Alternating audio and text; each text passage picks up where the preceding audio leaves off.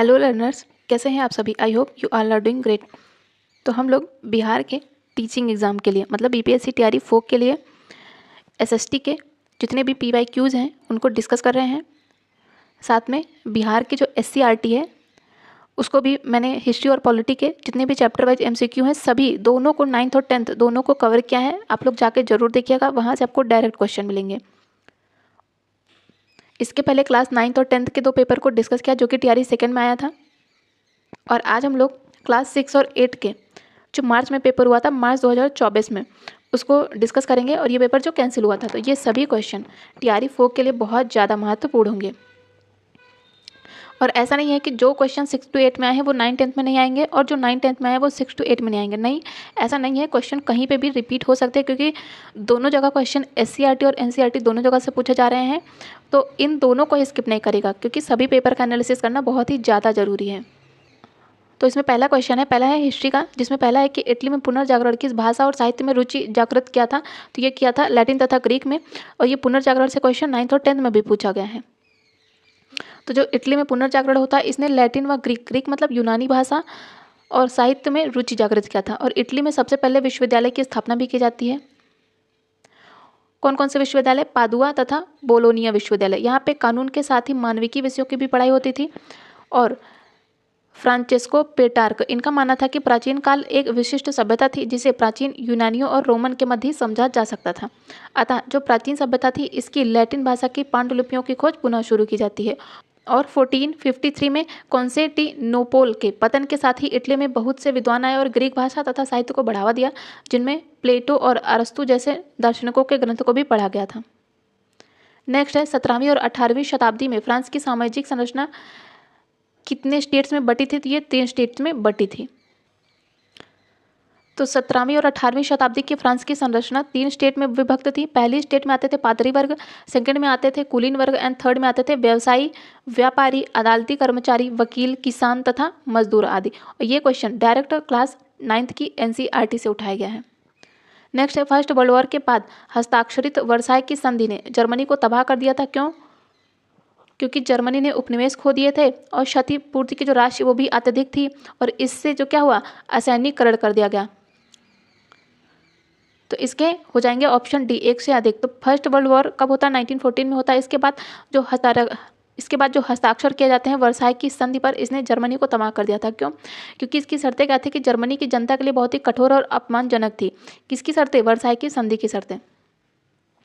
इसकी संधि में क्या था कि इसी संधि की वजह से जर्मनी को अपने सारे उपनिवेश और 10% आबादी, 13% भूभाग, 75% लौह भंडार, 26% कोयला जो कि जर्मनी के रूर क्षेत्र में पाया जाता है, तथा फ्रांस, पोलैंड, डेनमार्क और लिथुआनिया के हवाले करने पड़े थे। किसको? जर्मनी को। साथ ही जर्मनी की जो रही सही ताकत है उसे भी खत्म करने के लिए जो मित्र राष्ट्र थे उन्होंने सेना भी भंग कर दी जर्मनी की।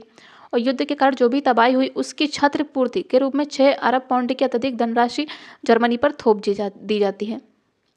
निम्नलिखित में से कौन ब्रिटिश के विरुद्ध लड़ने वाला जनजातीय नायक नहीं थे? तो इसमें हो जाएंगे CR दास। तो CR दास ये ब्रिटिश के विरुद्ध लड़ने वाले जनजातीय नायक नहीं थे। ठीक है, ये क्या थे? राजनीतिज्ञ थे, पत्रकार थे, वकील थे तथा भारतीय स्वतंत्रता आंदोलन के प्रमुख नेता रहे हैं। CR दास ने 1923 में ही स्वराज पार्टी का गठन किया था मोतीलाल नेहरू जी के साथ मिलकर। बाकी तिलक, मांझी, बिरसा मुंडा, सिंधु कानू तथा मुर्मू, जतरा भगत ये सभी ब्रिटिश के विरुद्ध लड़ने वाले जनजातीय नायक थे। नेक्स्ट है स्वतंत्रता, समान नियमों तथा समान अवसरों के प्रारंभिक विचारों को फ्रांसीसी सामाजिक बदलाव में प्रस्तुत करने वाले व्यक्तियों का सही समूह है। तो ये जॉन लॉक तथा जीन जैक्स रूसो का द्वारा कहा गया था। और लॉक की पुस्तक क्या है? 2 ट्रीटाइटिस ऑफ गवर्नमेंट। ये क्लास 9th की एनसीईआरटी में दिया गया है। तो लॉक की पुस्तक है 2 ट्रीटाइटिस ऑफ गवर्नमेंट। इसमें कहा गया है कि राजा के दैवी और निरंकुश अधिकारों का खंडन किया गया है। और रूसो ने उसे आगे बढ़ाते हुए जनता तथा उसके प्रतिनिधियों के बीच सामाजिक अनुबंधन मतलब कि सोशल कॉन्ट्रैक्ट पर आधारित सरकार का प्रस्ताव रखा था। नेक्स्ट है 18वीं सदी के फ्रांसीसी समाज की वर्ग व्यवस्था के संबंध में कौन सा सही है? टाइद क्या था? ये चर्च के द्वारा वसूला जाने वाला कर था, बिल्कुल सही है। टाइल क्या था? ये अप्रत्यक्ष रूप से राज्य को अदा दिया जाने वाला कर था। लिब्रे क्या थी? लिब्रे फ्रांस की मुद्रा थी। तो इसमें 1 से अधिक सही है, इसलिए इसका हो जाएगा ऑप्शन डी। तो तो टाइथ की बात करें तो फ्रांसीसी समाज में टाइथ क्या था? टाइथ एक धार्मिक कर था जो कि चर्च के द्वारा वसूला जाता था और यह कृषि उपज के 10वें हिस्से के बराबर होता था। टाइल की बात करें तो टाइल एक प्रत्यक्ष कर था, इसे राज्य को अदा किया जाता था। लिवरे की बात करें तो लिवरे फ्रांस की मुद्रा थी और यह 1794 में इसे समाप्त कर दिया जाता है। नेक्स्ट 21 वर्ष में रूसी बोल्शेविक पार्टी को संविधान सभा में बहुमत न मिलने पर असेंबली ने यह तर्क दिया कि अनिश्चित परिस्थितियों में चुनी गई असेंबली के मुकाबले अखिल रूसी सोवियत कांग्रेस कहीं ज़्यादा लोकतांत्रिक संस्था है। उनके प्रस्तावों को कब ठुकरा दिया गया था? तो ये कब कहा गया है? ये कहा गया 1918 में। तो ये सभी क्वेश्चन क्लास 9 की एनसीईआरटी से हैं, तो आप लोग उसे स्किप नहीं करिएगा एनसीईआरटी को। तो मार्च 1918 में ही अन्य राजनीतिक सहयोगियों की असहमति के बाद ही बोल्शेविकों ने ब्रिस्ट लिटोवस्क में जर्मनी की संधि करी थी। तो ये होती कब है? ब्रिस्ट लिटोवस्क की संधि 1918 में होती है। नेक्स्ट, प्रसिद्ध क्रांतिकारी नेता चंद्रशेखर आजाद के अनुरोध पर किसने द फिलॉसफी ऑफ बॉम्ब का नामक पुस्तक लिखी है? तो ये लिखी गई है भगवती चरण वोहरा के द्वारा और इसका शीर्षक हिंदुस्तान प्रजातंत्र समाजवादी सभा का घोषणा पत्र रखा गया था। भगत सिंह ने जेल में रहते हुए इस पुस्तक को अंतिम रूप दिया था और 26 जनवरी 1930 को इसे देश भर में बांटा जाता है। नेक्स्ट है कामागाटा मारू क्या था? तो यह एक जहाज था। कामागाटा मारू की बात करें तो ये घटना कब होती है? 1914 में होती है, जब कनाडा की गवर्नमेंट ने उन भारतीयों पर पूरी तरह से प्रतिबंध लगा दिया जो कि भारत से सीधे कनाडा न आए हों। तब होते हैं बाबा गुरदत्त सिंह और इनके नेतृत्व में पंजाब के 376 यात्री जो होते हैं, ये जापानी समुद्री जहाज जिसका नाम होता है कामागाटा मारू, इसमें बैठकर हांगकांग से रवाना होते हैं कनाडा के लिए। ठीक है, और जब यह जहाज याकोहामा पहुंचता है तब फर्स्ट वर्ल्ड वॉर शुरू हो जाता है और यह जहाज वैंकूवर मतलब कनाडा पहुंचा तो कनाडा की गवर्नमेंट थी, उन्हें प्रवेश की अनुमति नहीं दी। तो क्या हुआ वापस कि विभिन्न प्रतिबंधों के चलते जहाज को वापस भारत को लाना पड़ता है। और फिर जब यह जहाज बजबज मतलब कि पश्चिम बंगाल में पहुंचता है तब यात्रियों और पुलिसों में झड़पें होती हैं जिसमें कुछ यात्री मारे जाते हैं तथा जो बचते हैं उन्हें जेल में डाल दिया जाता है। तो यही होता है कामागाटा मारू प्रकरण। निम्नलिखित में से कौन सा वर्ग स्थान अखिल भारतीय राष्ट्रीय कांग्रेस की कमेटी के बैठक को दर्शाता है जहां पर संसदीय बोर्ड के गठन का फैसला लिया गया था? तो बेसिकली पूछा है कि कौन सा ऐसा स्थान था, कांग्रेस का ऐसा अधिवेशन था जहां पर संसदीय बोर्ड के गठन का फैसला लिया जाता है। तो ये होता है कांग्रेस का 1920 का अधिवेशन नागपुर में और इसके अधिवेशन की अध्यक्षता की जाती है सी विजय राघवाचारी के द्वारा। संसदीय बोर्ड की अध्यक्षता मल्लिकार्जुन खड़गे करते हैं। नागपुर अधिवेशन में ही असहयोग आंदोलन से संबंधित प्रमुख कार्यक्रमों को भी घोषित किया जाता है। नेक्स्ट है आत्मसम्मान आंदोलन के पुरोधा कौन रहे हैं? तो ये रहे हैं ईवी रामास्वामी नायकर। नेक्स्ट है जर्मनी में नाजी यूथ लीग का गठन कब किया जाता है? ये किया जाता है 1920 में। तो जर्मनी में हिटलर ने 1922 में नाजी यूथ लीग का गठन किया और 1926 में ही हिटलर यूथ नामक इसे नाम दिया जाता है। नाजी यूथ का नाम चेंज करके इसे हिटलर यूथ नाम दिया जाता है और 1933 तक इस संगठन में 12.5 मतलब 12.5 लाख से ज़्यादा बच्चे थे और युवा आंदोलन को नाजीवाद के तहत एकजुट करने के लिए बाकी सभी युवा संगठनों को पहले भंग कर दिया गया और बाद में उन पर प्रतिबंध लगा दिया गया। नेक्स्ट है किसने फांसीवाद से प्रभावित होकर फर्स्ट वर्ल्ड वॉर के बाद इंग्लैंड की संसद तथा यहूदियों के विरुद्ध प्रचार किया और काली कुर्ती वाले एक दल का गठन किया? तो ये हो जाएंगे ओसवाल्ड मोज़ले। नेक्स्ट है फ्रांस के इतिहास में पहली बार एक सोशलिस्ट नेता लियो ब्लूम, इनको प्रधानमंत्री बनने का सौभाग्य प्राप्त हुआ लेकिन शीघ्र ही उन्हें त्यागपत्र देना पड़ता है। क्यों देना पड़ता है? क्योंकि देश की बिगड़ती हुई आर्थिक स्थिति थी। रेडेलिक जो सोशलिस्ट नेता थे सोतेब के षड्यंत्रों के कारण तथा फ्रांस में गृह युद्ध के कारण। तो इसका हो जाएगा ऑप्शन डी 1 से अधिक। नेक्स्ट है जर्मनी के एकीकरण के बाद ही बिस्मार्क ने रक्त और लौह की नीति का परित्याग करके कौन सी नीति अपनाई थी? तो ये अपनाई थी शांति एवं निर्माण की नीति। ये सभी क्वेश्चन क्लास 9th की एनसीईआरटी से लिए गए हैं लेकिन पेपर किसका है? 6 to 8 का पेपर डिस्कस कर रहे हैं। तो आप लोग खुद ही देख सकते हैं एनसीईआरटी कितनी ज़्यादा महत्वपूर्ण है। नेक्स्ट है 1904 में हुए हार्दिक समझौते में कौन सा देश शामिल था? तो इसमें फ्रांस तथा इंग्लैंड शामिल थे, तो इसलिए इसका हो जाएगा ऑप्शन डी उपर्युक्त में से एक से अधिक। तो 1904 में होता हार्दिक समझौता मतलब कि एटेंट कार्डियल, इसमें फ्रांस और इंग्लैंड शामिल थे। इस समझौते में क्या होता है कि जर्मन आक्रमण के सामने फ्रांस और इंग्लैंड के मध्य मजबूत मैत्रीपूर्ण संबंधों की शुरुआत होती है। इस समझौते के माध्यम से ही समुद्र में मछलियां पकड़ने और औपनिवेशिक सीमाओं से संबंधित समस्याओं का समाधान किया जाता है तथा मिस्र मतलब कि इजिप्ट पर ब्रिटेन के अधिकार तथा मोरक्को पर फ्रांस के अधिकार को मान्यता दी जाती है। नेक्स्ट है 1815 में होती है वियना की संधि। इसके दौरान कौन सा देश शामिल नहीं था? तो इसमें पोलैंड नहीं था। तो 1815 में वियना की संधि में पोलैंड शामिल नहीं था। तो 1815 में क्या होता है, नेपोलियन को पराजित करके ब्रिटेन, रूस तथा प्रशा और ऑस्ट्रिया जैसी शक्तियों के प्रतिनिधि ये वियना में एक सम्मेलन का आयोजन करते हैं। इसकी अध्यक्षता ऑस्ट्रिया के चांसलर ड्यूक मेटरनिक के द्वारा की जाती है। इसमें शामिल प्रतिनिधियों ने 1815 में ही वियना की संधि करी और इस संधि के अनुसार जो फ्रांस में पूर्वो वंश था उसको बहाल किया गया तथा फ्रांस की सीमा पर कई राज्य भी बहाल किए जाते हैं। नेक्स्ट है, यूरोपीय राष्ट्रवाद आंदोलन के दौरान प्रतीकात्मक शब्दावलियों का कौन सा ही एक युग्म सही था? तो इसमें पहला है कि काला, लाल और सुनहरे तिरंगे का अर्थ क्या था कि 1848 में उदारवादी राष्ट्रवादियों का झंडा था, ये बिल्कुल सही है। उगते सूर्य की किरण का अर्थ क्या था? एक नए युग का सूत्रपात करना। बलूत पत्तियों का मुकुट का अर्थ क्या था? बहादुरी। तो इसके ऑप्शन डी सही होगा। साथ ही बाकियों की बात करें तो टूटी हुई बेड़ियों का अर्थ क्या था? आज़ादी मिलना। बाज शाप कवच का अर्थ क्या था? जर्मन साम्राज्य के प्रति की शक्ति थी। तलवार का अर्थ क्या था? मुकाबले की तैयारी थी। और तलवार पर लिपटी जैतून की डाली का अर्थ क्या था? शांति की चाह रखना। नेक्स्ट है, कह रहा है कि census report of central provinces पुस्तक के लेखक कौन है? तो ये हो जाएंगे आर.वी. रसेल। तो इसमें ऑप्शन में नहीं है, इसलिए इसका हो जाएगा ऑप्शन ए। और census report of central provinces में बुनकरों के कोष्ठ के समुदाय के बारे में लिखा गया है। इसी के साथ सुमित गुहा ने लिखी है the handloom industry in central India. इसमें बुनकरों के कोष्ठ समुदाय के बारे में भी लिखा गया है इसमें भी। नेक्स्ट है, कह रहा है निम्नलिखित में से कौन सा सही है? 18वीं सदी तक महीन कपड़े के अंतर्राष्ट्रीय बाजार पर भारत का दबदबा था, बिल्कुल सही है। अमेरिकी गृह युद्ध के फलस्वरूप भारत के कपास निर्यात में कमी आती है। फ्लाइंग शटल के आने से ही हथकरघा कामगारों की उत्पादकता में सुधार होता है। तो इसके एक से अधिक सही है, इसलिए इसका हो जाएगा ऑप्शन डी। तो 18वीं सदी तक भारतीय महीन कपड़ों का दबदबा अंतर्राष्ट्रीय बाजार में बना रहता है। 1772 में ईस्ट इंडिया कंपनी के अधिकारी हेनरी पतुलो के अनुसार भारतीय कपड़े की मांग कभी कम नहीं हो सकती, क्योंकि दुनिया के किसी और देश में इतना अच्छा माल नहीं बनता। 19वीं शताब्दी के प्रारंभ में भारत के कपड़ा निर्यात में गिरावट आने लगी, जो कि लंबे समय तक जारी रहता है, क्योंकि औद्योगिकीकरण के दौर में इंग्लैंड में कपड़ा बुनने और कातने वाली मशीनों कौन कौन सी?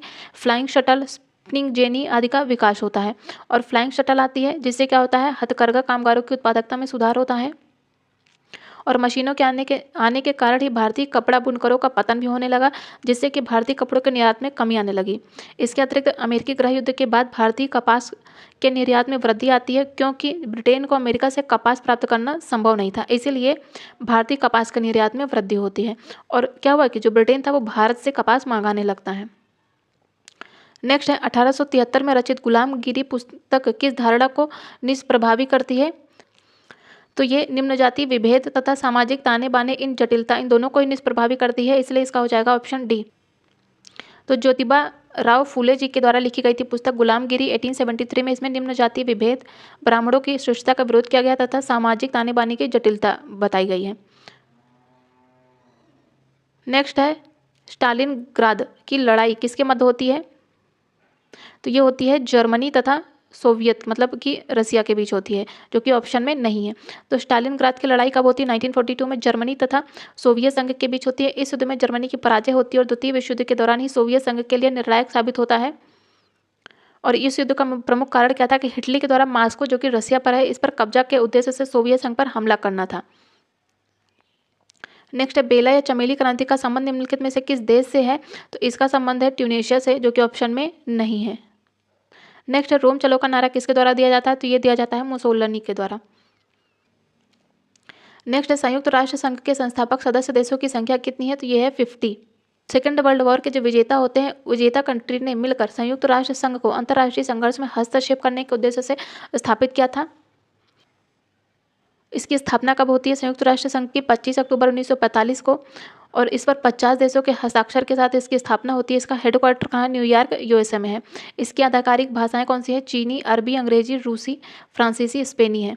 और यह एक अंतर्राष्ट्रीय संगठन है जो कि अंतर्राष्ट्रीय शांति, सुरक्षा, आर्थिक विकास, सामाजिक प्रगति, मानवाधिकार आदि विषयों पर कार्य करता है। नेक्स्ट है, हिंदुस्तान स्टैंडर्ड किसका समाचार पत्र है? तो ये सच्चिदानंद सिन्हा जी का। यदि वाक्यों की बात करें, और यह अंग्रेजी में प्रकाशित होता है। द इंडिपेंडेंट ये भी अंग्रेजी में प्रकाशित होता था, मोतीलाल नेहरू जी का पत्र था। हिंदुस्तान टाइम अंग्रेजी में प्रकाशित होता था, के.एम. पनिक्कर का था। नेशनल हेराल्ड अंग्रेजी में था, जवाहरलाल नेहरू का। और उदंड मार्तंड के संस्थापक थे जुगल किशोर, और यह हिंदी में प्रकाशित होता था। नेक्स्ट है, रूस में नई आर्थिक नीति को लागू करने का श्रेय किसे दिया जाता है? तो ये दिया जाता है लेनिन को।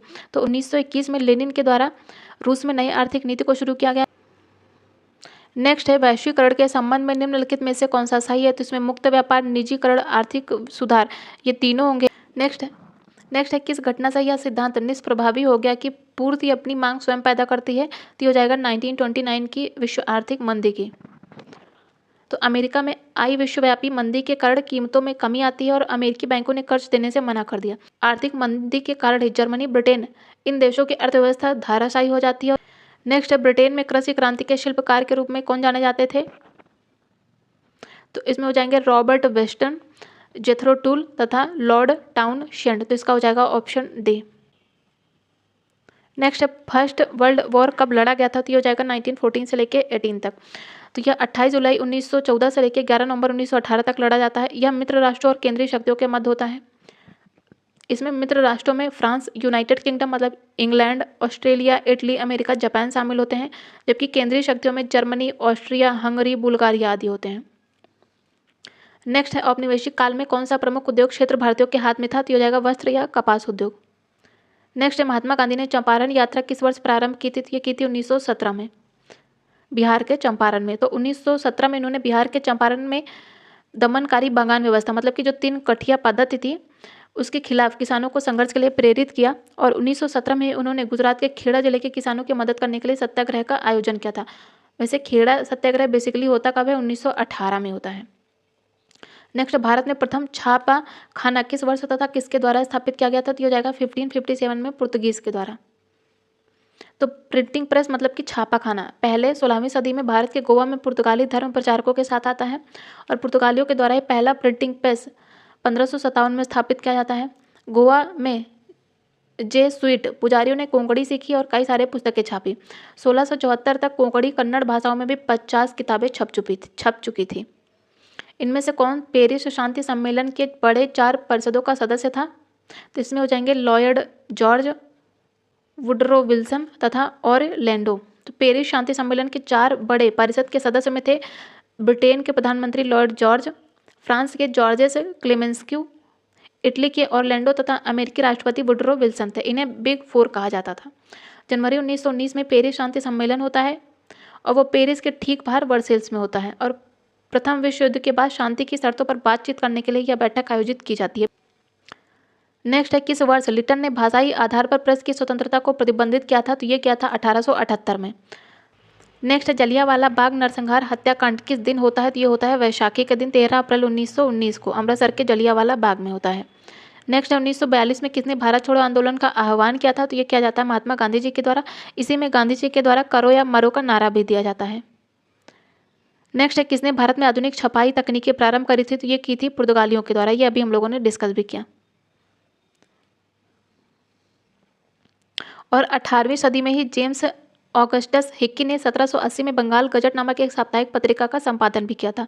नेक्स्ट है जलियांवाला बाग नरसंहार की जांच हेतु बॉर्डर इंक्वायरी कमेटी मतलब कि हंटर कमेटी में किस भारतीय को स्थान मिला था, तो इसमें हो जाएंगे सर चमनलाल हरिलाल सीतलवाड़, पंडित जगत नारायण, सुल्तान अहमद खान। तो इसका हो जाएगा ऑप्शन डी।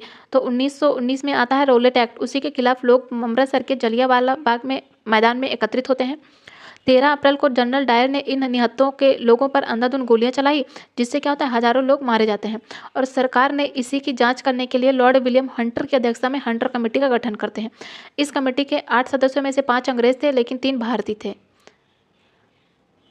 साथ ही जो भारतीय राष्ट्रीय कांग्रेस थी इसने भी इस घटना के लिए मदन मोहन मालवीय के नेतृत्व में एक तहकीकात कमेटी का गठन किया था।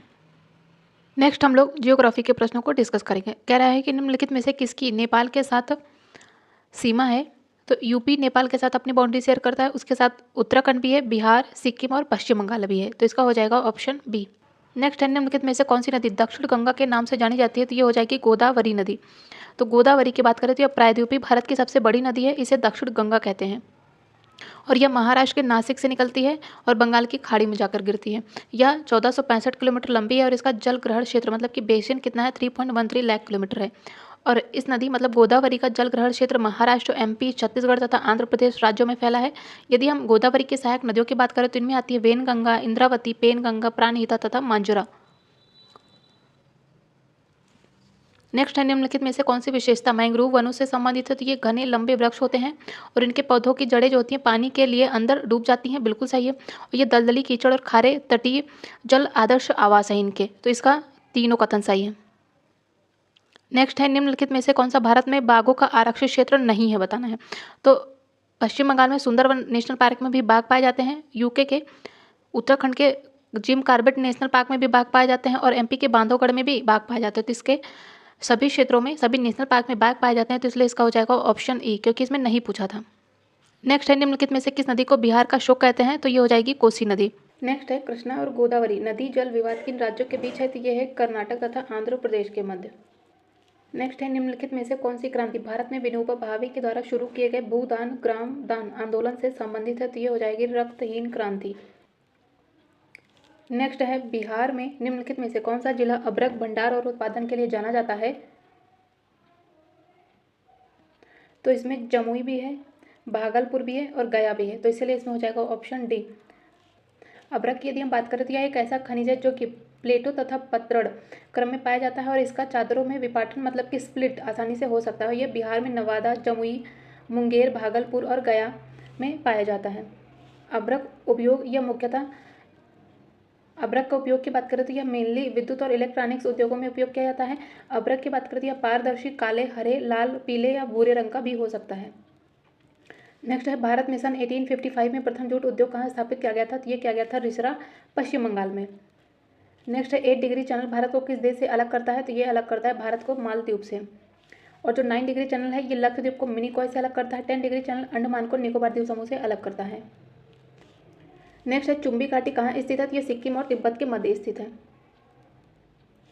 नेक्स्ट हम नवीनतम अध्ययनों के अनुसार एशियन प्लेट से भारतीय प्लेट के टकराने का प्रथम बिंदु के रूप में पहचान किया गया है, तो हो जाएगी मानसरोवर मतलब कि तिब्बत। नेक्स्ट है गंगा के ऊपरी मैदान की दक्षिणी सीमा रेखा का निर्धारण कौन करती है, तो ये करती है यमुना नदी। नेक्स्ट है चंबल नदी के अपवाह तंत्र का प्रकार कैसा है, तो यह एक अध्यारोपित प्रकार है। नेक्स्ट है मॉनसून की उत्पत्ति की तापी विचारधारा के प्रतिपादक व समर्थक कौन रहे हैं, ये रहे हैं एडमंड हेली। तो एडमंड हेली ने 1686 में एशियाई मानसून की उत्पत्ति की व्याख्या की है। इनके अनुसार मानसून स्थल एवं महासागरीय क्षेत्रों के विभेदक मौसमी ऊष्मन से उत्पन्न वृहद स्तर के स्थलीय व जलीय समीर हैं और गति का संकल्पना का प्रतिपादन फ्लोन के द्वारा किया जाता है 1951 में। नेक्स्ट भारत में शीतकाल में सर्वाधिक वर्षा प्राप्त करने वाला स्थान कौन सा है, तो ये हो जाएगा कोरोमंडल तट मतलब कि तमिलनाडु का क्षेत्र। नेक्स्ट नीलगिरी पहाड़ियों पर पाई जाने वाली वनस्पति का सामान्य प्रकार है कौन सा, तो हो जाएगा उष्णार्द्र कटिबंधीय पाई जाती हैं। नेक्स्ट 2001 से 11 के दशक में भारत की दशकीय जनसंख्या वृद्धि दर कितनी रही है, और ये 1 से 11 के बीच में पूछा गया जनगणना के, तो ये रही है 17.70%, जो कि ऑप्शन में नहीं है। नेक्स्ट 2011 की जनगणना के अनुसार भारत के सर्वाधिक जनसंख्या वाले राज्य का क्रम बताना, तो सबसे ज़्यादा जनसंख्या यूपी में, then Maharashtra and then Bihar में। नेक्स्ट 2011 की जनगणना के अनुसार भारत के सर्वाधिक साक्षरता वाले केंद्र शासित राज्य की बात कर रहा है, तो इसमें सबसे ज़्यादा लिटरेसी है लक्षद्वीप में, देन दमन और दीव, फिर आता है चंडीगढ़। और यदि हम बात करें न्यूनतम साक्षरता मतलब न्यूनतम लिटरेसी वाला यूनियन टेरिटरी, तो सबसे कम है दादरा नगर हवेली में, देन पुडुचेरी आता है एंड देन चंडीगढ़ आता है। नेक्स्ट है 1901 से लेकर 31 के मध्य भारत में मंद या फिर ऋणात्मक नगरीकरण के मुख्य कारण क्या रहे हैं, तो यह रही है अकाल तथा महामारी। नेक्स्ट है बांग्लादेश में स्थित यमुना, पद्मा और मेघना दोआब की सागर तल से ऊंचाई कितनी है, तो यह है 20 से लेकर 50 मीटर तक।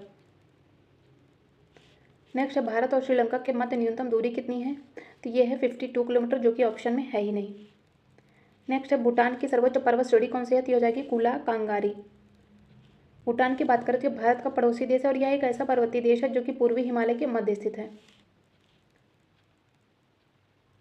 नेक्स्ट है पूर्वी उत्तर प्रदेश और बिहार में स्थित गंगा के मध्यवर्ती मैदान में जलोढ़कों की औसत गहराई कितनी है, तो यह है 1000 से लेकर 2000 मीटर तक, जो कि ऑप्शन में नहीं है। नेक्स्ट है गंगा के मध्यवर्ती मैदान में पाई जाने वाली चूना प्रधान जलोढ़ मृदा को क्या कहा जाता है, तो इसे भाट, रे तथा भूड़ कहते हैं, तो इसलिए इसका हो जाएगा ऑप्शन डी। नेक्स्ट है प्राचीन जलोढ़ मिट्टियों का क्षेत्र बाड़िंद का मैदान कहाँ स्थित है, यह कोसी, महानंदा तथा संकोश नदी के मध्य स्थित है और ये दोनों कोसी और महानंदा गंगा की ट्रिब्यूटरीज हैं। नेक्स्ट है नोकरेक चोटी कहाँ स्थित है, तो ये है मेघालय में और ये मेघालय के गारो हिल्स में सबसे ऊंची चोटी है। नेक्स्ट है राजस्थान के नागौर, बीकानेर, जोधपुर, जैसलमेर ये राष्ट्रीय स्तर पर किस खनिज का 80% से अधिक उत्पादन करते हैं, तो ये हो जाएगा जिप्सम। नेक्स्ट है बूढ़ी गंडक तथा कोसी दोआब की मुख्य कृषि फसलें कौन कौन सी है, तो इसमें हो जाएगा चावल, गेहूं तथा मक्का। नेक्स्ट है बिहार के कुल भौगोलिक क्षेत्र के कितने % भाग पर वास्तविक वन विस्तृत हैं, तो ये है 7.89 भाग पर, जो कि ऑप्शन में नहीं है। और बिहार के कुल भौगोलिक क्षेत्र पर वास्तविक वृक्षावरण कितना है, वनावरण ये है 7.84 और वृक्षावरण है 2.49। नेक्स्ट है वाल्मीकि राष्ट्रीय उद्यान की स्थापना कब हुई थी? तो ये हुई थी 1990 में, और 1992 में आता है प्रोजेक्ट एलिफेंट। नेक्स्ट है कोसी बांध परियोजना का कौन सा अंग नहीं है? तो हनुमान नगर, जो कि नेपाल अवरोधक बांध भी कहते हैं इसे, पूर्वी कोसी नहर और पश्चिमी कोसी नहर, ये तीनों ही कोसी परियोजनाओं के अंग हैं। नेक्स्ट है बिहार में रेशमी वस्त्र बनाने के मुख्य केंद्र कहाँ है? तो ये है भागलपुर में। नेक्स्ट है बिहार स्थित डालमिया नगर के मुख्य उद्योग कौन कौन से हैं? तो इसमें जाएगा कागज उद्योग, सीमेंट उद्योग, चीनी तथा वनस्पति तेल आदि। डालमिया नगर की बात करें तो यह रोहतांग डिस्ट्रिक्ट में स्थित है। और बिहार के अन्य प्रमुख औद्योगिक शहरों की बात करें तो इसमें मोकामा, ये है पटना में, दीघा, ये भी पटना में है, गया, ओबरा औरंगाबाद में है, रीगा जो कि सीतामढ़ी में है, ये सभी औद्योगिक शहर हैं। नेक्स्ट है बिहार के हाजीपुर में रेलवे के कौन से क्षेत्र का मंडल मुख्यालय है? तो ये है पूर्वी मध्य रेलवे का हेडक्वार्टर। और पूर्वोत्तर रेलवे का हेडक्वार्टर गोरखपुर में है तथा दक्षिणी पूर्वी रेलवे का हेडक्वार्टर कोलकाता में है। और भारतीय रेल की स्थापना 1853 में होती है लॉर्ड डलहौजी के टाइम पर। और मुंबई से थाने के बीच चलाई जाती है 34 किलोमीटर की रेलवे लाइन। नेक्स्ट है बुद्ध सर्किट मार्ग में सम्मिलित बिहार के मुख्य स्थान कौन कौन से हैं? तो इसमें बोधगया, नालंदा शामिल है, राजगीर तथा वैशाली भी शामिल है, तो इसलिए इसका हो जाएगा ऑप्शन डी उपयुक्त में से एक से अधिक। नेक्स्ट है बिहार के चूना प्रधान भाट मिट्टी क्षेत्र की प्रमुख फसल कौन सी है? तो इसमें है चावल तथा गन्ना। नेक्स्ट है असम घाटी में ब्रह्मपुत्र नदी की लंबाई कितनी है? तो ये है 750 किलोमीटर। ब्रह्मपुत्र की बात करें तो इसके बाएं तट की ट्रिब्यूटरी की यदि हम बात करें तो इसमें आती है बूढ़ी दिहंग तथा धनसिरी। और दाएं तट की बात करें तो इनमें आता है सुबनसिरी, कामेंग, मानस तथा संकोश। बांग्लादेश में ब्रह्मपुत्र को जमुना कहते हैं। और अंत में यह नदी मतलब ब्रह्मपुत्र पद्मा के साथ मिलकर बंगाल की खाड़ी में गिरती है। नेक्स्ट अब हम लोग इकोनॉमी के प्रश्नों को डिस्कस करेंगे, जिसमें पहला है कि किसके द्वारा जारी विश्व विकास रिपोर्ट में प्रति व्यक्ति आय मानदंड का उपयोग देशों को वर्गीकृत करने में किया जाता है? तो ये किया जाता है वर्ल्ड बैंक के द्वारा। और वर्ल्ड डेवलपमेंट रिपोर्ट की बात करें तो इसका पहला संस्करण 1978 में जारी किया गया था। और वर्ल्ड डेवलपमेंट रिपोर्ट 2023 में विश्व बैंक ने प्रवासी शरणार्थी तथा समाज से जुड़े आंकड़े प्रकाशित किए थे।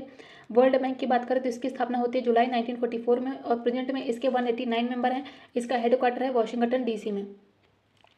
नेक्स्ट है किसी ऐसे व्यक्ति जिसके पास नौकरी नहीं है और स्पष्ट रूप से बेरोजगार के विपरीत अल्प बेरोजगारी है जो कि एक छिपा हुआ है, उसको क्या कहेंगे? तो उसे कहेंगे प्रच्छन्न बेरोजगारी। नेक्स्ट है नरेगा, जिसका नाम दे दिया गया है मनरेगा, राष्ट्रीय ग्रामीण रोजगार गारंटी एक्ट 2005 में आया था। इसने भारत के कई जिलों में एक वर्ष में कितने दिन के रोजगार की गारंटी दी है? तो यह है 100 डेज के रोजगार की गारंटी। तो 2005 में आता है नरेगा और 2009 मतलब अक्टूबर 2009 में इसका नाम चेंज करके मनरेगा कर दिया जाता है। नेक्स्ट है निम्नलिखित में से कौन सा कथन बहुराष्ट्रीय कंपनियों के बारे में सही है? तो इसमें पहला है कि एक बहुराष्ट्रीय कंपनी वह है जो एक से अधिक देशों में उत्पादन का स्वामित्व या नियंत्रण करती है। बिल्कुल सही है। बहुराष्ट्रीय कंपनियां हमेशा लोकल मतलब कि स्थानीय निर्माता के साथ संयुक्त रूप से उत्पादन स्थापित करती हैं। और बहुराष्ट्रीय कंपनियां अपने साथ प्रौद्योगिकी या फिर टेक्नोलॉजी ला सकती हैं। तो इसके तीनों ही कथन सही है। नेक्स्ट है गरीबी रेखा के बारे में निम्नलिखित में से कौन सा एक सही नहीं है? NSSO के द्वारा समय समय पर इसका अनुमान लगाया जाता है। पहला तो बिल्कुल सही है। भारत में स्वीकृत औसत कैलोरी आवश्यकता ग्रामीण क्षेत्रों में प्रति व्यक्ति प्रतिदिन कितनी है? 2400 कैलोरी। बिल्कुल सही है ये। ग्रामीण क्षेत्रों में 2400 कैलोरी है और शहरी क्षेत्रों में यह 2100 कैलोरी है, ये भी याद रखिएगा। और इसका अनुमान क्या है कि आमतौर पर हर 5 साल में लगाया जाता है इसका अनुमान। इसके तीनों ही कथन सही है, इसलिए इसका हो जाएगा ऑप्शन ई, क्योंकि इसमें नहीं पूछा है। नेक्स्ट है कृषि विपणन की व्यवस्था में सुधार के लिए भारत सरकार के द्वारा अपनाया गया नीतिगत उपाय क्या है? तो इसमें सार्वजनिक वितरण प्रणाली भी है, निर्गत मूल्य भी है तथा MSP मतलब कि न्यूनतम समर्थन मूल्य भी है, मिनिमम सपोर्ट प्राइस। नेक्स्ट है कौन केंद्र सरकार की ओर से करेंसी नोट को जारी करता है? तो ये करता है RBI। नेक्स्ट है जीविका योजना के बारे में निम्नलिखित में से कौन सा सही है? इसका उद्देश्य क्या है? गरीब ग्रामीणों को सशक्त बनाना। जीविका योजना की बात करें तो यह बिहार सरकार के एक विश्व बैंक समर्थित कार्यक्रम है। इसका उद्देश्य क्या है? जो ग्रामीण परिवार है इनका सामाजिक आर्थिक सशक्तिकरण करना है। ये 2006 में शुरू किया गया था बिहार ग्रामीण आजीविका परियोजना के तहत। शुरुआत में इसमें 6 जिले और 42 मतलब 42 ब्लॉक थे, लेकिन बाद में इसमें सभी 38 जिलों को बढ़ाया गया था। नेक्स्ट भारत की जनगणना 2011 के बारे में बिहार के बारे में निम्नलिखित में से कौन सा सही है? तो बिहार में लिंगानुपात 918 है, जनसंख्या वृद्धि लगभग 25.4% है और बिहार की लिटरेसी है 61.8%। तो इसके तीनों ही कथन सही है। नेक्स्ट है उस सहकारी समिति का नाम क्या है जो सरकार के द्वारा निर्धारित नियंत्रित दर पर दूध और सब्जियां उपलब्ध कराती है, तो ये हो जाएगी मदर डेयरी। नेक्स्ट है 2017-18 से लेके 21-22 तक बिहार की प्रति व्यक्ति आय की चक्रवृद्धि वार्षिक वृद्धि दर 2011-12 की स्थिर कीमत पर क्या रही है, तो ये रही है 2.5%। नेक्स्ट है प्रति व्यक्ति आय की दृष्टि से बिहार का निम्नलिखित में से कौन सा जिला सर्वाधिक समृद्ध रहा है, तो ये हो जाएगा पटना। नेक्स्ट है 2021-22 के लिए निम्नलिखित मदों पर बिहार के कुल व्यय मतलब राजस्व खाते का अवरोही क्रम में लगाना है। तो सबसे ज़्यादा है सामाजिक सेवाएं, देन सामान्य सेवाएं एंड सबसे कम है फिर आर्थिक सेवाएं। नेक्स्ट है भारत में ऋण सृजन का नियंत्रण और निगरानी कौन करता है, तो ये करता है आरबीआई मतलब कि reserve bank of India. Next है 21-22 में धान उत्पादन की दृष्टि से बिहार के निम्नलिखित जिलों का आरोही क्रम लगाना मतलब कि 1 2 3 4 के सीक्वेंस में लगाना है। तो सबसे कम है कैमूर में, उसके बाद है औरंगाबाद में एंड देन रोहतास में सबसे ज़्यादा है। नेक्स्ट है निम्नलिखित में से कौन सा बिहार कौशल विकास मिशन का कार्य है, तो यह प्रक्रिया और मानदंडों का मानकीकरण करना शामिल है, वेब आधारित प्रशिक्षण वितरण और केंद्रीकृत निगरानी प्रदान करना भी है, प्लेसमेंट की सुविधा के लिए उद्योग इंटरफेस के लिए एक साझा मंच प्रदान करना, इसमें सभी शामिल हैं बिहार कौशल विकास मिशन के अंतर्गत। नेक्स्ट है गैर कृषि गतिविधियों में बिहार की अर्थव्यवस्था का कौन सा क्षेत्र पुरुष श्रमिकों की अधिकतम रोजगार प्रदान करता है पुरुष श्रमिकों को, ठीक है, तो ये हो जाएगा निर्माण कार्य। नेक्स्ट है बिहार में बैंकिंग प्रणाली के संबंध में निम्नलिखित में से कौन सा सही है, तो यहाँ पे लघु वित्त बैंकों के मामले में ऋण जमा अनुपात अधिकतम भी होता है, बिहार का ऋण जमा अनुपात राष्ट्रीय औसत से काफ़ी कम भी होता है, और अग्रिमों में सार्वजनिक क्षेत्र के बैंकों की सबसे हिस्सेदारी सबसे अधिक होती थी। इसके तीनों ही कथन सही है। नेक्स्ट भारत में सहकारी बैंकों के संबंध में कथन दिए गए हैं। पहला कह रहा है कि सहकारी bank no profit no loss के आधार पर काम करते हैं, पहला बिल्कुल सही है। दूसरा कह रहा है सहकारी क्षेत्र को केवल कृषि क्षेत्र में काम करने की अनुमति नहीं, दूसरा गलत है। तीसरा ये कह रहा है कि नाबार्ड एक सहकारी बैंक है, नहीं, नाबार्ड एक सहकारी बैंक नहीं है, इसका केवल एक सही है। तो नाबार्ड की यदि हम बात करें तो यह एक डेवलपमेंट बैंक है जिसकी स्थापना होती है 12 जुलाई 1982 को, तो ये भी डेट याद रखिएगा।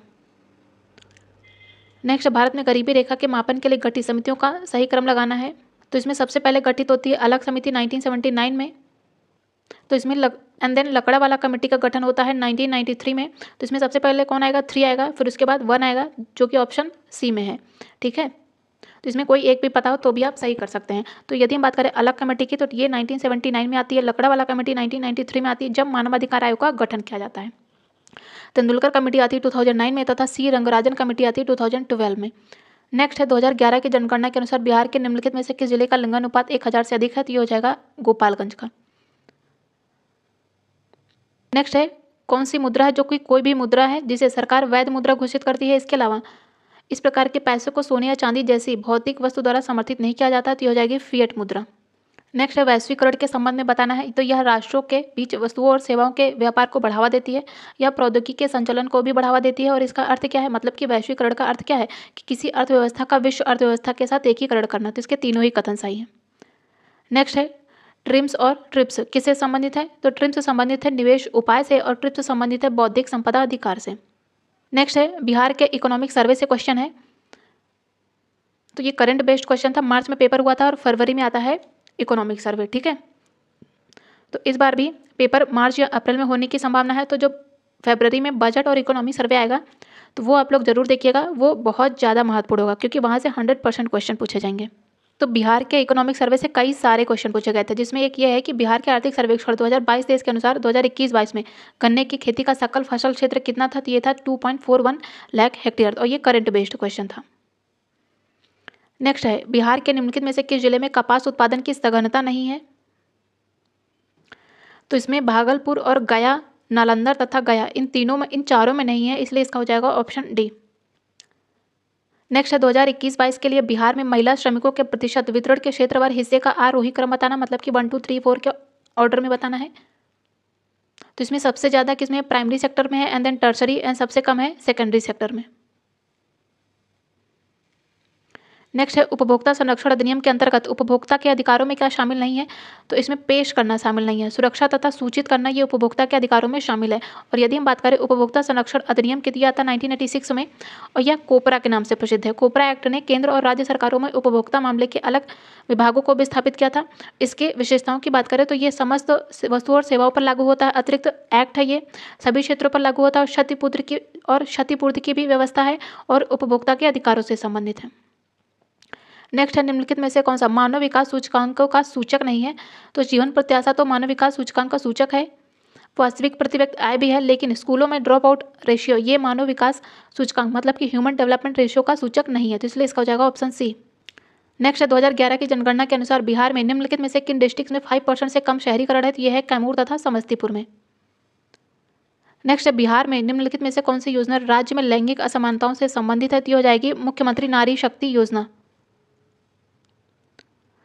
नेक्स्ट है निम्नलिखित में से वह कौन सा तरीका नहीं है जिससे वैश्वीकरण ने भारत में कृषि को प्रभावित किया है? तो इसमें पूछा कौन सा तरीका नहीं है। कृषि उत्पादों के निर्यात को बढ़ाए, ये तो भारत में कृषि को इसने प्रभावित ही किया है, ये तो एक तरीका है जिसके तहत भारत में कृषि को प्रभावित किया है। आधुनिक तकनीकी का बढ़ता उपयोग, मानसून पर निर्भरता भी कम हुई है, तो ये सभी तरीके हैं जिससे भारत में कृषि को प्रभावित किया है, लेकिन इसमें नहीं पूछा है, इसलिए इसका हो जाएगा ऑप्शन ई। नेक्स्ट है गरीबी का अंतर क्या दर्शाता है? तो ये गरीबी रेखा और उस रेखा से नीचे रहने वाले सभी लोगों की वास्तविक आय और स्तर के बीच का अंतर दर्शाता है। नेक्स्ट है अर्थव्यवस्था में प्रयुक्त हॉकिंस स्टांस शब्द के बारे में निम्नलिखित में से कौन सा सही है? तो हॉकिंस स्टांस का अर्थ क्या है कि केंद्रीय बैंक की सर्वोच्च प्राथमिकता मुद्रास्फीति को कम रखना है, तो इसका हो जाएगा ऑप्शन बी। नेक्स्ट है भारत में 1 रुपए के सिक्के और नोट तथा सहायक सिक्के किसके द्वारा जारी किए जाते हैं? तो ये किया जाता है वित्त मंत्रालय के तहत। नेक्स्ट अब हम लोग पॉलिटिकल साइंस मतलब सिविक्स के प्रश्नों को डिस्कस करेंगे जो कि 6 to 8 में पूछे गए थे, जिसमें पहला एक आदर्श संविधान के विषय में सत्य कथन की पहचान करनी है। तो क्या यह जन आकांक्षा को प्रकट करता है? बिल्कुल सही है। यह विश्वास और समन्वय भी पैदा करता है और यह बताता है कि सरकार का गठन कैसे होगा, तो इसके तीनों ही कथन सही हैं। नेक्स्ट है जिसमें पहला है कि भारत का निर्वाचन आयोग क्या है? तो यह एक स्थायी संवैधानिक संस्था है क्योंकि इसका उल्लेख भारतीय संविधान में है। किसके तहत है? अंडर आर्टिकल 324 के तहत। तो भारतीय संविधान के आर्टिकल 324 से लेकर 329 में निर्वाचन आयोग और इसके कार्य दिए गए हैं। नेक्स्ट है एक साधारण विधेयक को प्रस्तावित किया जा सकता है, तो यह संसद के किसी भी सदन के द्वारा प्रस्तावित किया जा सकता है। नेक्स्ट है धन विधेयक को कहाँ प्रस्तावित किया जा सकता है? तो ये केवल और केवल लोकसभा में प्रस्तावित किया जा सकता है। तो यदि हम धन विधेयक की बात करें तो यह सिर्फ और सिर्फ लोकसभा में प्रस्तुत किया जा सकता है और लोकसभा में यदि पारित हो गया तो उसके बाद यह राज्यसभा में भेजा जाता है। लेकिन यदि यह विधेयक धन विधेयक है तो उस मामले में राज्यसभा या तो उसे स्वीकार कर सकती है या फिर संशोधन प्रस्तावित कर सकती है, लेकिन वह धन विधेयक को अस्वीकार नहीं कर सकती है राज्यसभा। और जो राज्यसभा है वो 14 डेज के अंदर उस पर कोई निर्णय ना ले तो उसे राज्यसभा के द्वारा पारित भी मान लिया जाता है। मतलब कि यदि हम बात करें धन विधेयक के संबंध में राज्यसभा की शक्तियां क्षीण हैं, एकदम से नाम मात्र के बराबर हैं, और विधेयक के बारे में राज्यसभा के द्वारा जो प्रस्तावित संशोधन है उनको लोकसभा मान भी सकती है और नहीं भी मान सकती है, मतलब बाध्य नहीं है मानने के लिए। नेक्स्ट है निम्नलिखित में से कौन सा एक सही है? कह रहा है कि जनहितवाद में के मामले में प्रभावित व्यक्ति केवल सर्वोच्च न्यायालय में ही जा सकता है? नहीं, सुप्रीम कोर्ट या हाई कोर्ट कहीं भी जा सकता है। दूसरा कह रहा है कि राष्ट्रीय मानवाधिकार आयोग ये विधि और न्याय मंत्रालय के अंतर्गत एक अनुलग्न निकाय है? नहीं, इसका दूसरा भी गलत है। तीसरा ये कह रहा है कि संघवाद सरकार की बात कर रहा है और संघवाद एक ऐसी प्रणाली है जिसमें शक्तियों का विभाजन केंद्रीय सत्ता के विभिन्न घटक इकाइयों के बीच होता है, तो इसका ऑप्शन सी सही है। और यदि हम बात करें इसमें राष्ट्रीय मानवाधिकार आयोग की तो यह गृह मंत्रालय का अधीन काम करता है, ना कि विधि और न्याय मंत्रालय के, तो इसका दूसरा भी गलत है, पहला भी गलत है, इसका केवल तीसरा सही है।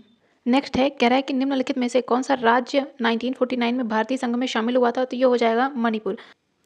नेक्स्ट है संसद का कार्य क्या है? ये विधि का निर्माण करना, कार्यपालिका की नियुक्ति तथा वित्तीय मामलों का नियंत्रण करना, ये सभी संसद के कार्य हैं। यदि हम संसद की बात करें तो ये है आर्टिकल 79 और ये Lok Sabha plus Rajya Sabha plus president से मिलकर बनती है पार्लियामेंट। नेक्स्ट है कह रहा है कि संघीय सूची के अंतर्गत क्या शामिल है? तो इसमें संचार तथा रक्षा ये दोनों ही संघीय सूची के अंतर्गत आते हैं।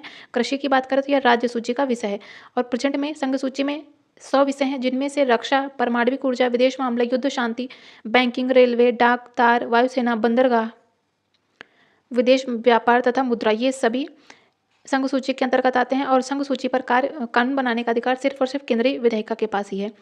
नेक्स्ट है स्थानीय स्वशासन को किस वर्ष संवैधानिक दर्जा प्रदान किया गया था? तो ये किया गया था 1992 में 73rd अमेंडमेंट एक्ट के तहत, और 74th अमेंडमेंट एक्ट के तहत शहरी स्थानीय शासन मतलब कि नगर पालिकाओं को संवैधानिक दर्जा दिया जाता है। नेक्स्ट है किस देश में संसदीय लोकतांत्रिक व्यवस्था नहीं है? तो ये इटली में नहीं है। नेक्स्ट है निम्नलिखित में से कौन सा एक लोकतांत्रिक व्यवस्था का धर्म संकट है? तो इसमें हो जाएगा निजी संपत्ति या फिर सामाजिक स्वामित्व, ये सभी लोकतांत्रिक व्यवस्था के धर्म संकट हैं। नेक्स्ट है लोकतंत्र की अवधारणा में इतनी अधिक अस्पष्टता के लिए किसको मूल कारण माना जा सकता है? तो इसमें हो जाएगा विवादित उद्भव तथा सार्वभौमिक श्लाघा, ये सभी हो जाएंगे, तो इसका हो जाएगा ऑप्शन डी। नेक्स्ट है समसामयिक काल में किस देश को लोकतंत्र की जननी माना गया है, तो ये माना गया है अमेरिका को। नेक्स्ट है इनमें से किसने स्वतंत्रता की लोकतंत्र से रक्षा करने की आवश्यकता महसूस की है, तो ये की गई है जेएस मिल के द्वारा। नेक्स्ट है हमें लोकतंत्र की क्यों आवश्यकता होती है, स्वतंत्रता के लिए, कल्याण के लिए तथा विकास के लिए, तो इसका हो जाएगा ऑप्शन डी। नेक्स्ट भारत के पहले मुख्य चुनाव आयुक्त कौन रहे हैं, ये रहे हैं सुकुमार सेन, और इन्हें 1915 से लेकर 52 और 1957 के आम चुनाव की निगरानी की थी इन्होंने। इन्हें पद्म भूषण से भी सम्मानित किया गया था और ये सूडान के पहले मुख्य चुनाव आयुक्त भी थे। और यदि हम बात करें भारतीय निर्वाचन आयोग की, तो इसका गठन होता 25 जनवरी 1950 को। इसका उल्लेख संविधान के आर्टिकल 324 से लेकर 329 में है। नेक्स्ट है निम्नलिखित में से कौन सी संसदीय लोकतंत्र की एक आवश्यक संस्था नहीं है, तो इसमें हो जाएगा योजना आयोग। चुनाव आयोग ये है आर्टिकल 324 में, और न्यायपालिका, ठीक है, और ये सभी संसदीय लोकतंत्र की आवश्यक संस्था है, लेकिन योजना आयोग नहीं है। नेक्स्ट है लोगों को लोकतांत्रिक अधिकार क्यों चाहिए, क्योंकि सरकार की ज्यादतियों से रक्षा हो सकती है इससे। अधिकतम सीमा तक अपने व्यक्तित्व के विकास के लिए लोकतांत्रिक अधिकार जरूरी है, और लोकतांत्रिक परिवेश में जीवन का आनंद लेने के लिए, तो इसके तीनों सही है। नेक्स्ट है किसी देश में लोकतांत्रिक अधिकारों का बुनियादी लक्षण निम्नलिखित में से कौन सा है, तो इसमें संवैधानिक गारंटी भी है, सार्वभौमिक उपलब्धता भी है तथा न्यायिक संरक्षण भी है, तो इसका हो जाएगा ऑप्शन डी। नेक्स्ट है भारत के लोगों के लिए निम्नलिखित में से कौन सा एक लोकतांत्रिक अधिकार है, तो जीवन का अधिकार, स्वतंत्रता का अधिकार तथा एक निर्वाचित सरकार पाने का अधिकार, ये सभी एक लोकतांत्रिक अधिकार है। नेक्स्ट है निम्नलिखित में से किस देश में सत्ता की साझेदारी की प्रथा नहीं है, तो ये नॉर्थ कोरिया में नहीं है, अमेरिका तथा जापान में है। तो नॉर्थ कोरिया की बात करें तो ये दुनिया के सबसे लंबे समय तक चलने वाला वंशवादी तानाशाही शासन में से एक रहा है।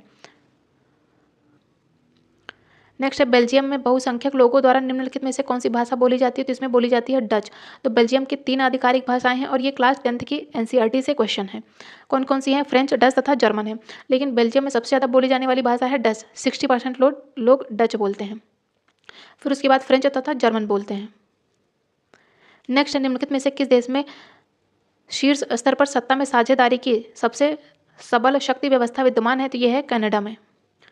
नेक्स्ट है निम्नलिखित में से किस देश में लोकतंत्र की पुनर्स्थापना के लिए कभी कोई जन आंदोलन नहीं हुआ था, तो ये बोलीविया में नहीं हुआ था। बोलीविया की बात करें तो यह एक ऐसा लोकतंत्र है यहाँ पे जहाँ नियोजित रूप से विश्वसनीय चुनाव होते रहते हैं, लेकिन 2019 के विवादित आम चुनाव के बाद ही यहाँ बड़े पैमाने पर विरोध भी हुआ और हिंसा भी हुई, और 2020 में विरोध हुआ, फिर नए आम चुनाव हुए 2021 के निष्पक्ष और विश्वसनीय चुनाव।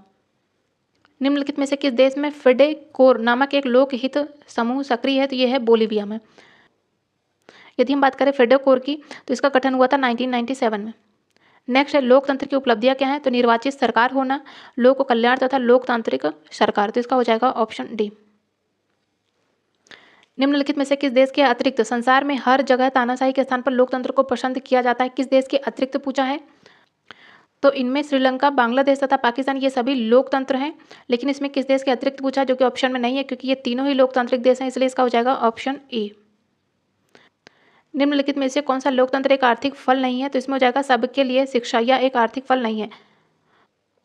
निम्नलिखित में से किस देश को लोकतंत्र की बुनियादी चुनौती का सामना करना पड़ रहा है, तो इसमें नेपाल, श्रीलंका तथा पाकिस्तान ये तीनों ही आ जाएंगे। नेक्स्ट है निम्नलिखित में से किस देश में लोकतंत्र का गहरापन अब एक चुनौती नहीं है, तो ये हो जाएगा ब्रिटेन में नहीं है। ब्रिटेन की बात करें तो ब्रिटेन की राजनीतिक संरचना एक संवैधानिक राजतंत्र और एकात्मक राज्य के सिद्धांतों पर आधारित है, ठीक है। ब्रिटेन में राजशाही शासन है और ब्रिटेन में ही संसदात्मक तथा एकात्मक व्यवस्था भी है। नेक्स्ट है कह रहा है कि निम्नलिखित में से कौन सा भारत में लोकतंत्र के समक्ष एक चुनौती है, वैचारिक ध्रुवीकरण, आर्थिक ध्रुवीकरण तथा क्षेत्रीय ध्रुवीकरण, क्या ये सभी भारत में लोकतंत्र के समक्ष एक चुनौती है? नहीं, ये सभी नहीं है, इसलिए इसका हो जाएगा ऑप्शन ए। तो समकालीन विश्व में लोकतंत्र यह शासन का एक प्रमुख रूप है और लोकतंत्र में जितनी संभावनाएं होती हैं दुनिया में कहीं भी उन सबका लाभ नहीं उठाया गया है। और भारत में लोकतंत्र के समक्ष चुनौतियों की बात करें तो इनमें आता है निरक्षरता, गरीबी, महिलाओं के खिलाफ भेदभाव, जातिवाद, सांप्रदायिकता, क्षेत्रवाद, भ्रष्टाचार, राजनीति का अपराधीकरण, हिंसक प्रदर्शन, ये सभी भारत में लोकतंत्र के समक्ष चुनौतियां हैं। किस प्रकार की राज्य व्यवस्था का लोकतांत्रिक केंद्रवाद एक विशेषता है, तो हो जाएगा साम्यवादी। नेक्स्ट है कह रहा है कि निम्नलिखित में से कौन श्रीलंका के लोकतांत्रिक नेता नहीं थे, तो इसमें सिरिमाओ भंडारनायके, रानिल विक्रमसिंघे और महिंद्रा राजपक्षे, ये तीनों श्रीलंका के नेताओं से, ये तीनों लोग ही श्रीलंका के नेता रहे हैं, तो इसलिए इसमें हो जाएगा ऑप्शन डी। तो यदि हम बात करें सिरिमाओ भंडारनायके की, तो ये श्रीलंका और विश्व के किसी भी राष्ट्र की पहली प्रधानमंत्री रहती है 1960 में, और रानिल विक्रमसिंघे की बात करें तो ये श्रीलंका के राष्ट्रपति रहे हैं। महिंद्रा राजपक्षे की बात करें तो ये भी श्रीलंका के पूर्व राष्ट्रपति रहे हैं। नेक्स्ट है, किसके द्वारा यह तर्क दिया गया कि लोकतंत्र, पूंजीवाद और उदारवाद सभी एक ही चीज़ के वैकल्पिक नाम है? तो ये कहा गया था हर्बर्ट साइमन के द्वारा। नेक्स्ट है, निम्नलिखित में से कौन सी संसदीय लोकतंत्र की एक बुनियादी व्यवस्था नहीं है? तो इसमें हो जाएगा शक्ति का पृथक्करण या संसदीय लोकतंत्र की एक बुनियादी व्यवस्था नहीं है।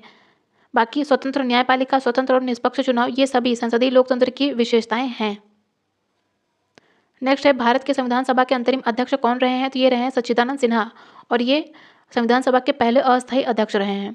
निम्नलिखित में से किस संस्था को ब्रिटिश संसदीय व्यवस्था का सर्वोच्च प्राधिकार माना जाता है? तो ये माना जाता है संसद को। नेक्स्ट है, सामुदायिक सरकार निम्नलिखित में से किस देश में सत्ता की साझेदारी का एक प्रकार है? तो ये हो जाएगा बेल्जियम का। नेक्स्ट है, लोकतंत्र से क्या तात्पर्य है? लोकतंत्र का क्या अर्थ है? लोकतंत्र मतलब लोगों का शासन। तो हम लोगों ने क्लास 6 to 8 के भी जो भी मार्च में पेपर हुआ था 2024 में, जो कि निरस्त हो गया था, उसके सभी क्वेश्चन को डिस्कस किया एसएसटी के। ये क्वेश्चन क्लास 9-10 के एसएसटी में भी हेल्पफुल होंगे तथा ये 6 to 8 में तो होंगे ही होंगे, तो इन्हें स्किप नहीं करिएगा। साथ ही यदि सेशन हेल्पफुल लगे आप लोगों को तो प्लीज़ वीडियो को लाइक करिएगा, चैनल को सब्सक्राइब और अपने फ्रेंड्स के साथ शेयर जरूर करिएगा। Thank you so much.